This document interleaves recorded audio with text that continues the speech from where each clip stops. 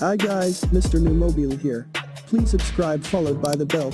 You can also keep up on Facebook, Twitter by clicking the links in the description. Get this year and welcome to your first working hands-on with the Galaxy S21 Ultra.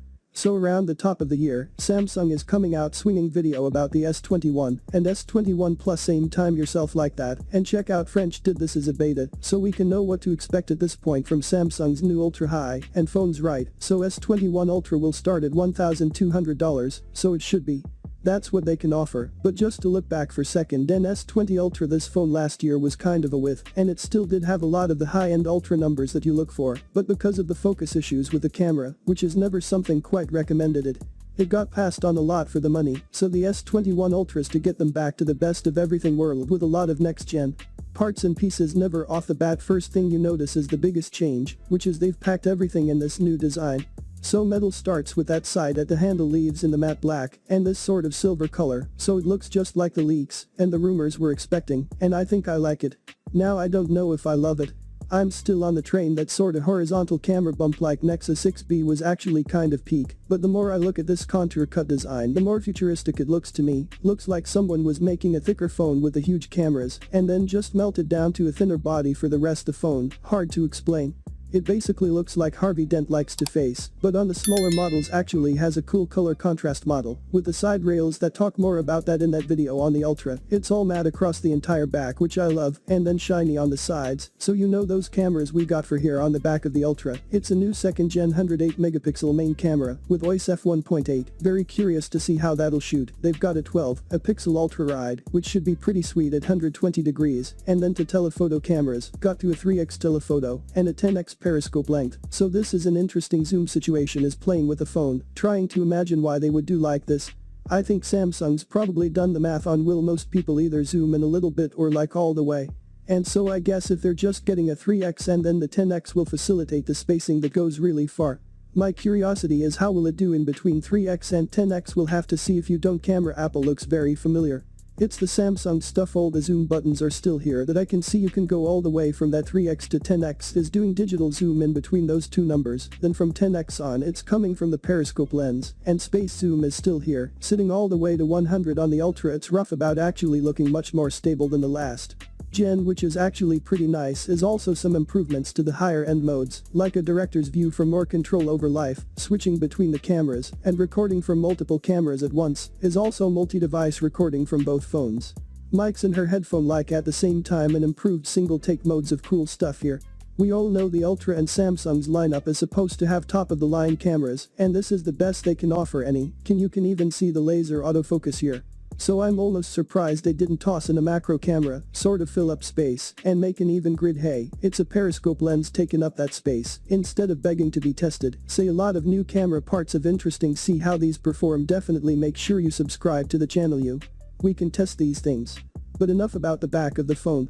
Let's talk about the front. So the big phone, of course, it's the Ultra, and allows for a huge 6.8-inch Quad HD all the display, and this time it's Quad HD at 120Hz 60 here in the settings, except the 1443 resolution and motion smoothness is also set to adaptive of 220Hz, so that's sweet. But also this new adaptive refresh rate on the Ultra is new, and it will automatically constantly be switching all the way up and down between 10Hz and 120Hz. Should help save a lot of battery in this adaptive mode. We'll be inching the test to see how responsive it is, to see how much better it's safe. You imagine when you're not really doing anything on the it throttles all the way down to 10 Hz. Curious if that can bring it to the same or close to the regular 60 Hz mode. Not to worry about overall better life.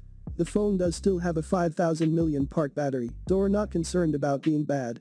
I'm just more curious if it can be amazing. Also love that the display is nearly flat, is slightly rounded at the very edges, but not nearly as much as I've seen in other phones, which makes me happy. And there is the small cutout at the top for the ridiculous 40 megapixel selfie camera, and also dropped Qualcomm's new much larger and hopefully faster in display fingerprint sensor. Back there is 1.77 times larger than the last gen.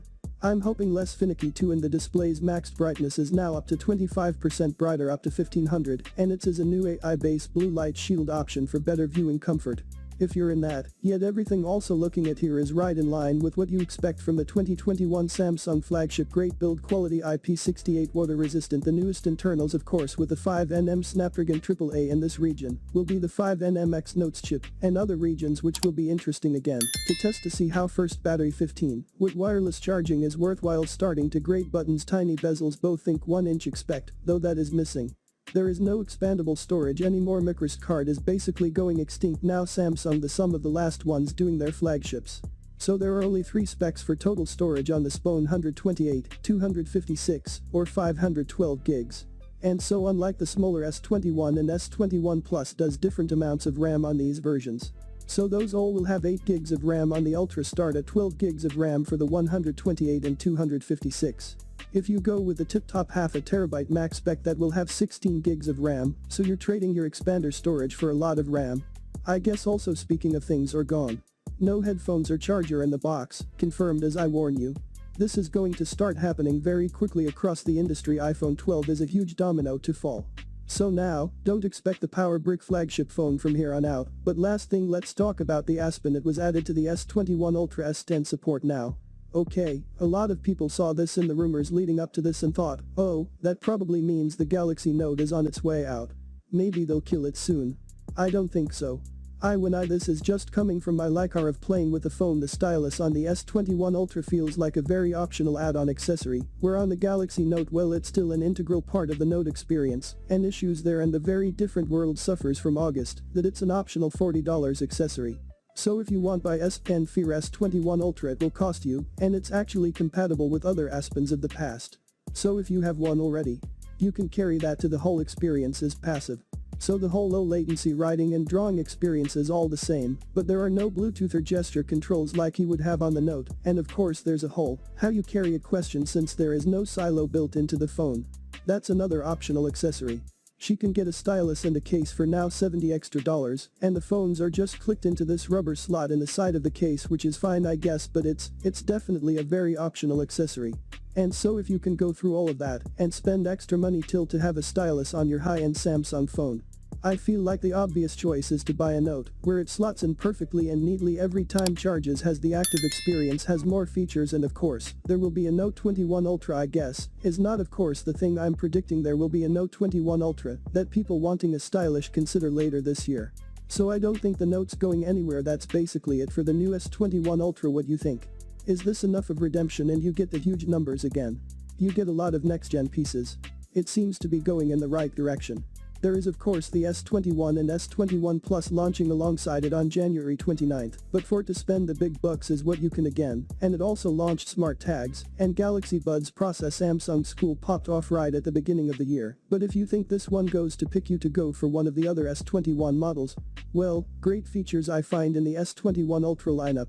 That is it, guys. Please subscribe, like the video, comment. Thanks for watching. See you on my next video. One piece out.